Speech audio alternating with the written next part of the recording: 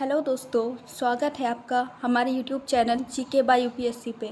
आज हम बात करने वाले हैं यूपीएससी प्रीलिम्स एग्ज़ाम में पूछे गए प्राचीन इतिहास के कुछ महत्वपूर्ण प्रश्नों की चर्चा करने वाले हैं।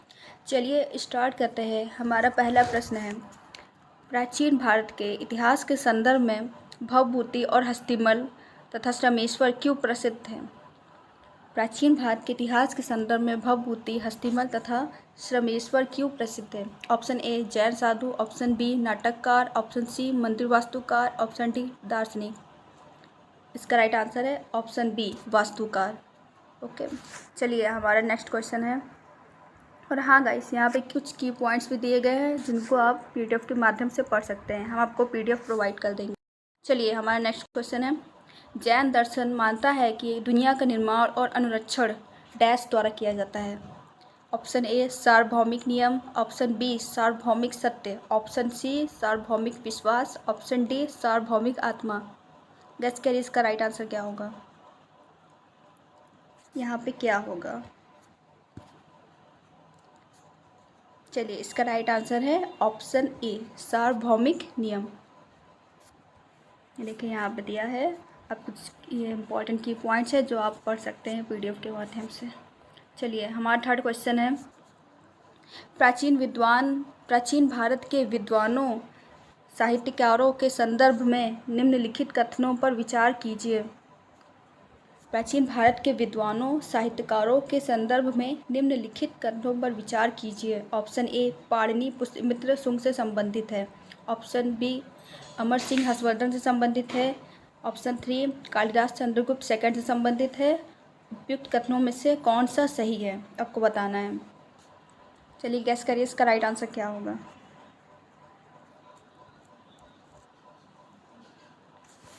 चलिए इसका राइट आंसर है ऑप्शन सी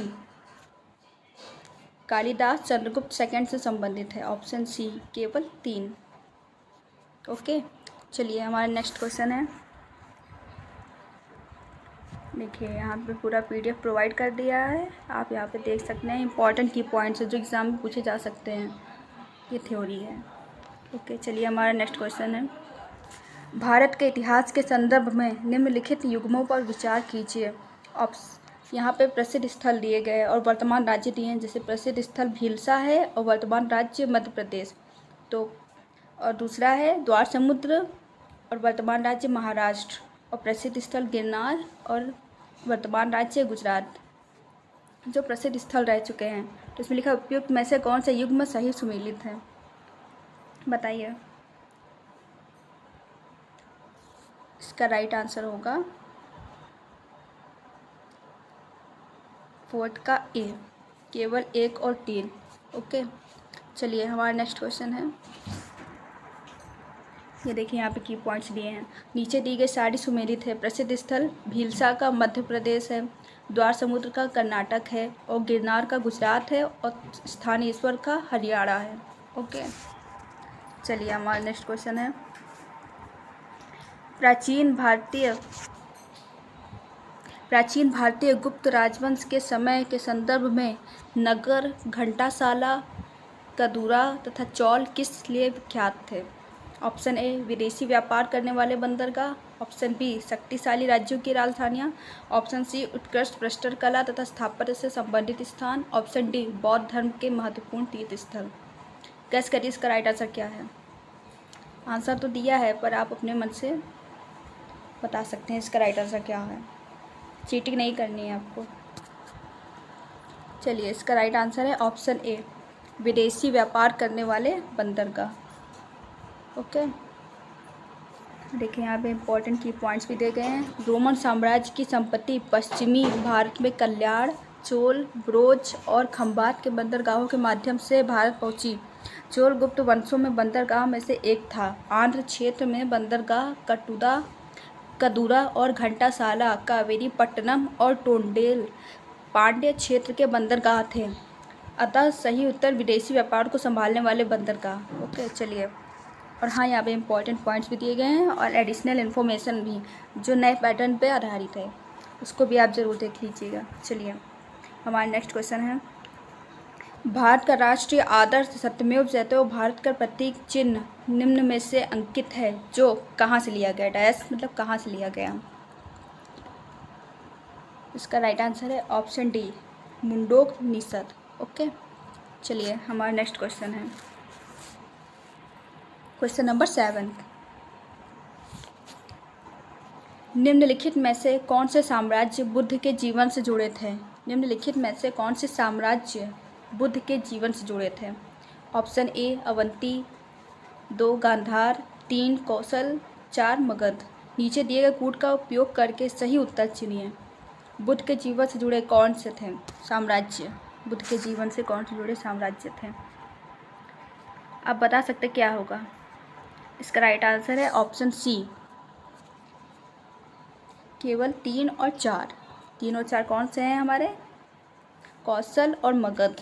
ओके, चलिए हमारा नेक्स्ट क्वेश्चन है। ये देखिए की पॉइंट्स यहाँ पे दिए हैं जो आप पढ़ लीजिएगा, पीडीएफ के माध्यम से आपको प्रोवाइड कर देंगे और बाद में आप इसको देख सकते हैं। एडिशनल इन्फॉर्मेशन भी है जो नए पैटर्न पर आधारित है, जो यहाँ पे हम लोगों ने ऐड कर दी है।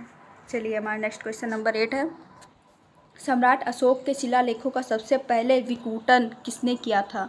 विकूटन मतलब डिसाइफर किसने किया था। डिसाइफर मतलब खोज, मतलब जो पढ़ने में कौन सफल हुआ था। इसका राइट आंसर होगा ऑप्शन बी, जेम्स प्रिंसेप। और इन्होंने 1837 में किया था। कब किया था, 1837 में जेम्स प्रिंसेप ने अशोक के अभिलेख को पढ़ने में सबसे पहले सफलता प्राप्त की थी। ओके, चलिए हमारा नेक्स्ट क्वेश्चन है। ये देखिए की पॉइंट्स भी यहाँ पे दिए हैं जो आप पढ़ सकते हैं और एग्ज़ाम के लिए इम्पॉर्टेंट है। ये सारा क्वेश्चन PYQ है जो यूपीएससी एग्ज़ाम में पूछे जा चुके हैं। ओके, चलिए क्वेश्चन नंबर 9 है। ऋग्वेद कालीन आर्यों और सिंधु घाटी के लोगों की संस्कृति के बीच अंतर के संदर्भ में निम्नलिखित में से कौन सा कथन सही है। स्टेटमेंट 1, ऋग्वेद कालीन आर्य कवच और शिरस्त्राण का उपयोग करते थे जबकि सिंधु घाटी सभ्यता के लोगों में इनके उपयोग का कोई साक्ष्य नहीं मिलता है। स्टेटमेंट 2, ऋग्वेद कालीन आर्यों को स्वर्ण, चांदी और ताम्र का ज्ञान था जबकि सिंधु घाटी के लोगों को केवल ताम्र और लोहे का ज्ञान था। स्टेटमेंट 3, ऋग्वेद कालीन आर्यों ने घोड़ों को पालतू बनाया था जबकि इस बात का कोई साक्ष्य नहीं है। सिंधु घाटी के लोग इस पशु को जानते थे। नीचे दिए कूट का प्रयोग कर सही उत्तर चुनिए। बताइए इसका राइट आंसर क्या होगा। गेस करिए इसका राइट आंसर क्या होगा।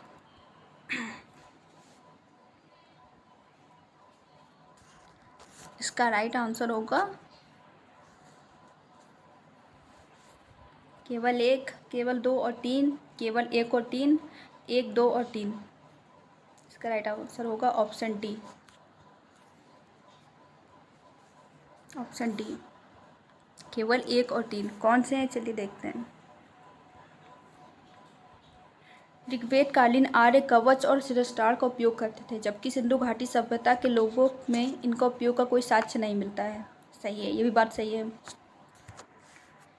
और ऋग्वेद कालीन आर्यों ने घोड़ों को पालतू बनाया था जबकि इस बात का कोई साक्ष्य नहीं है कि सिंधु घाटी के लोग इस पशु को जानते थे। देखिए सिंधु घाटी सभ्यता में इसके साक्ष्य तो मिले थे लेकिन इस पशु को जानते नहीं थे वो लोग। चलिए हमारा नेक्स्ट क्वेश्चन है। ये देखिए की पॉइंट्स यहाँ पे दिए हैं और ये देखिए यह प्रश्न यूपीएससी सिविल सेवा प्रारंभिक परीक्षा 2017 पेपर फर्स्ट में पूछा गया था। ओके, ये सारे क्वेश्चन आपके लिए इम्पॉर्टेंट हैं, उसको ज़रूर से ज़रूर याद कर लीजिएगा और समझ भी लीजिएगा। ये देखिए एडिशनल इन्फॉर्मेशन दी है जो नए पैटर्न पे आधारित है, ज़रूर इसको पढ़ लीजिएगा। चलिए हमारा नेक्स्ट क्वेश्चन है क्वेश्चन नंबर 10। भारतीय इतिहास के संदर्भ में निम्नलिखित में से कौन भावी बुद्ध है जो संसार की रक्षा हेतु अवतरित होंगे। Option A Avalokiteshvara, option B Lokeshvara, option C Maitreyi, option D Padmapani. इसका राइट आंसर क्या होगा। चलिए इसका राइट आंसर है ऑप्शन सी मैत्रेयी। ओके, ये देखिए यहाँ पे की पॉइंट्स दिया। मैत्रेयी गौतम बुद्ध के उत्तराधिकारी होंगे। मैत्रेयी एक बोधिसत्व है जो भविष्य में धरातल पर प्रकट होंगे और इन्हें इस संसार का भावी बुद्ध माना जाएगा। उन्हें अजिता बोधिसत्व के नाम से भी जाना जाता है। इन्हें अजिता बोधिसत्व के नाम से भी जाना जाता है। ये देखिए एडिशनल इन्फॉर्मेशन दी है, इसको ज़रूर